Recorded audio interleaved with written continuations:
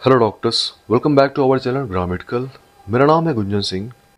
NEET PG medical counselling में कई बार ऐसा होता है कि आपकी रैंक अच्छी है लेकिन फिर भी आपको गवर्नमेंट सीट नहीं मिल रहा है।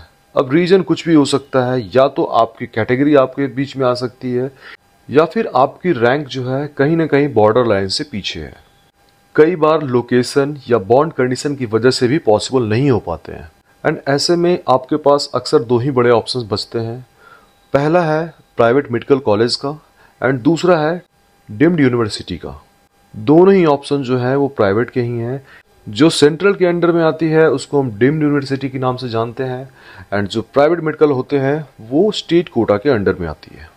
एंड जब हम टॉप क्लिनिकल ब्रांचेस की बात करते हैं तो प्राइवेट मेडिकल कॉलेज में कॉस्ट काफ़ी ज़्यादा हाई चली जाती है कट ऑफ के अकॉर्डिंग, और ऑप्शन भी काफ़ी लिमिटेड होते हैं। साथ ही लैंग्वेज बैरियर का भी आपको फेस करना पड़ता है और लिविंग कंडीशन जैसे चैलेंजेस भी होते हैं। एंड ऐसे में जो ऑप्शन बचता है वो है डीम्ड यूनिवर्सिटी का। सो डीम्ड यूनिवर्सिटी में टोटल 44 मेडिकल कॉलेजेस हैं जो पीजी प्रोग्राम ऑफर करते हैं। इनमें टोटल 6114 पीजी सीट्स हैं, जिनमें से 5250 सीट्स जो है क्लिनिकल डिपार्टमेंट्स में आती हैं। एंड आप अपने बजट, कैटेगरी एंड प्रेफरेंसेस के हिसाब से अच्छे से प्लान कर सकते हैं।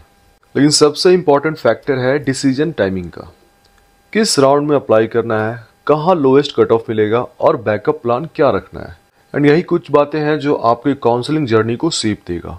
सो काउंसलिंग स्टार्ट होने से पहले आपको स्ट्रैटेजी मेकिंग पे तो काम करना ही होगा, साथ ही साथ डिसीजन के ऊपर भी आपको फोकस करना पड़ेगा कि कौन से टाइम में आपको कौन से राउंड में क्या डिसीजन लेकर चलना है और क्या बैकअप प्लान भी रखनी है।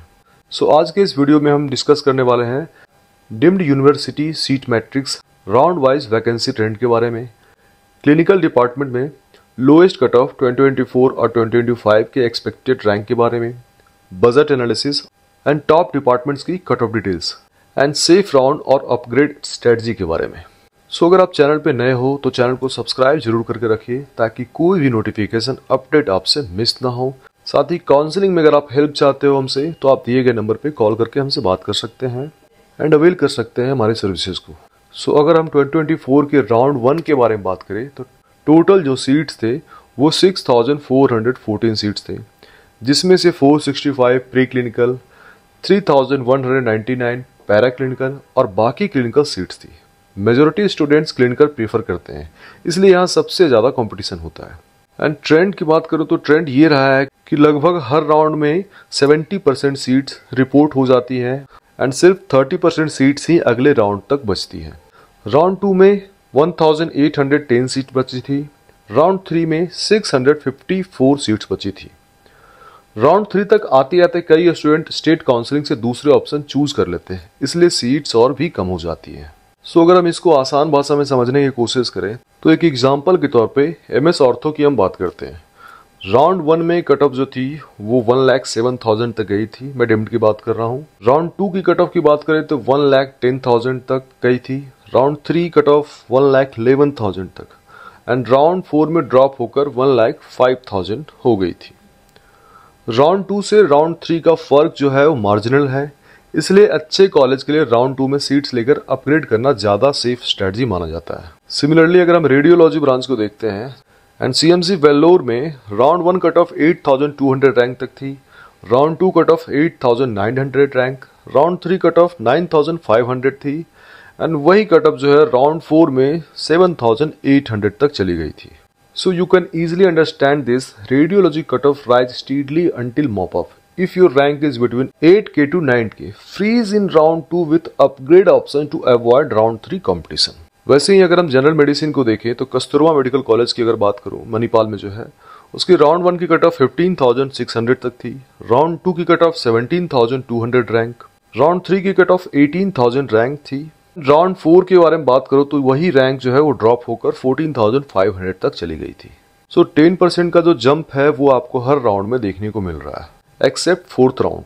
एंड जब हम प्रिडिक्शन की बात करते हैं कट ऑफ के बारे में तो वो राउंड 3 तक ही सेफ माना जाता है, क्योंकि राउंड 4 की जो एक्सपेक्टेड कट ऑफ की बात करें तो वो प्रिडिक्टेबल नहीं होती है, क्योंकि बहुत सारे क्राइटेरिया, रूल्स एंड रेगुलेशंस को फॉलो करना पड़ता है एंड काउंसलिंग रूल्स के अकॉर्डिंग कितने स्टूडेंट्स तो राउंड 4 तक जा भी नहीं सकते। खैर वो काउंसलिंग के रूल्स के बारे में हम अपने दूसरी वीडियो में बात करेंगे।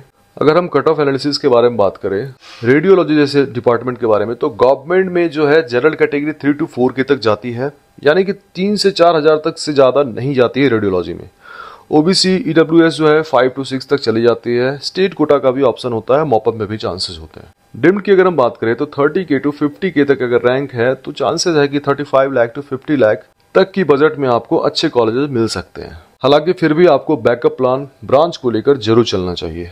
सिमिलरली अगर हम जनरल मेडिसिन की बात करें तो गवर्नमेंट में 6 to 8K तक जाती है जनरल कैटेगरी में, एंड वही रिजर्व कैटेगरी में 10K to 12K तक जाती है। एंड डिम्ड यूनिवर्सिटी में आपकी रैंक के अकॉर्डिंग आपको हाई फीस मिलने के चांसेस होते हैं, जितनी भी रैंक आपकी होती है। मान लो 30 से 60 तक रैंक अगर आपकी है तो हो सकता है 35 to 40 50 लाख तक आपको मिल सकती है। उससे अगर ऊपर रैंक है तो 60 70 80 90 तक भी फीस जाती है। तो वही अगर हम डर्मेटोलॉजी में देखें गवर्नमेंट में तो जनरल कैटेगरी 4K तक 4.5K तक जाती है। वहीं ओबीसी एंड ईडब्ल्यूएस की बात करो तो 6K के अराउंड जाती है। एंड क्योंकि डर्मा में सीट्स कम होती है तो डिम्ड में भी बहुत ज़्यादा रैंक रेंज आपको नहीं मिलेगा। 30K to 40K अगर रैंक आपकी है तो चांसेस हो सकते हैं। हालांकि मॉपअप में मिलने की संभावना इसके बहुत ही लो रहते हैं गवर्नमेंट की अगर हम बात करें तो। एंड वैसे ही ऑर्थोपेडिक्स में गवर्नमेंट में जनरल कैटेगरी के लिए 10 to 12K तक जाती है। ओबीसी ईडब्ल्यूएस की बात करो तो 14 to 50K मैक्स होती है। हालांकि डिम्ड में तो ऑप्शंस आपको बहुत ही ज़्यादा मिल जाते हैं सीट्स के लिए, लेकिन आपको बजट को भी ध्यान में रखना चाहिए। सो इसका सीधा सा मतलब ये है कि आपको पहले से ही ध्यान देनी चाहिए इस चीज़ पे कि आपकी बजट क्या है, आपके एक्सपेक्टेड रैंक कितनी है, एंड आप अपनी प्रेफरेंस जो है वो किस चीज़ को दे रहे हो। अगर बॉन्ड को भी देखते हो, स्टाइपेंड को भी देखते हो, एंड चैलेंजेस जैसे लैंग्वेज बैरियर को अगर आप नोटिस करके चलते हो, साथ ही साथ प्रिफर्ड ब्रांचेस भी आपको ऑप्ट करनी है, एंड आप लो बजट में बेटर कॉलेज की तलाश में हो। सो इतने सारे जब कंडीशंस होते हैं तो आपको पहले प्लान करना ही पड़ता है, क्योंकि कहीं ना कहीं आपको एडजस्टमेंट करनी होगी, तभी आप सीट्स को इजीली ग्रैब कर सकते हो। दैट मीन्स कि काउंसलिंग में स्ट्रेटजी के साथ साथ आपको फ्लेक्सिबिलिटी भी थोड़ी बहुत चाहिए होती है। सो अगर टॉप ब्रांचेस सिक्योर करना है आपको तो राउंड 1 में ही सिक्योर करने की कोशिश करो, क्योंकि ये सबसे सेफ एंड बेस्ट ऑप्शन यही होते हैं अगर आपकी रैंक अच्छी है तो। राउंड 2 की अगर हम बात करें तो अपग्रेडेशन से कुछ इंप्रूवमेंट पॉसिबल है। रेडियो एंड डर्मा का ड्रॉप लिमिटेड है। अगर आपकी बजट अच्छी है तो आप डिम्ड एंड प्राइवेट के ऑप्शंस रख सकते हो। मॉपअप तक भी आपके ऑप्शंस अच्छे मिलने के चांसेस रहेंगे। तो वही गवर्नमेंट में टॉप क्लिनिकल ब्रांचेस ऑप्ट करने के लिए ये मॉपअप राउंड तक जाना रिस्की हो सकता है। एंड अगर हम बैकअप प्लान की बात करें तो प्राइमरी जो बैकअप है वो rank plus dream branch match हो तो राउंड 1 में सिक्योर कर लें। सेकेंडरी की बात करें तो रिस्क अगर ज्यादा है तो पैरेलल बैकअप ब्रांच को भी लॉक करें। बजट की अगर हम बात करें तो government plus private plus deemed का ऑप्शन जो है, इसमें रियलिस्टिक बजट पहले से ही तय कर लें। ऑप्शंस आपके पास स्टेट काउंसलिंग का भी होता है। Mop up budget plus flexibility ready रखें। एंड अगर आपकी रैंक काफी ज्यादा पीछे है तो ड्रॉप का जो फैसला है वो काउंसलिंग एनालिसिस के बाद ही लें।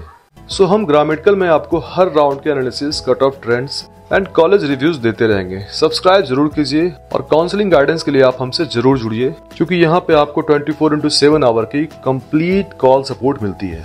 सो it's all for today. Thank you so much and take care.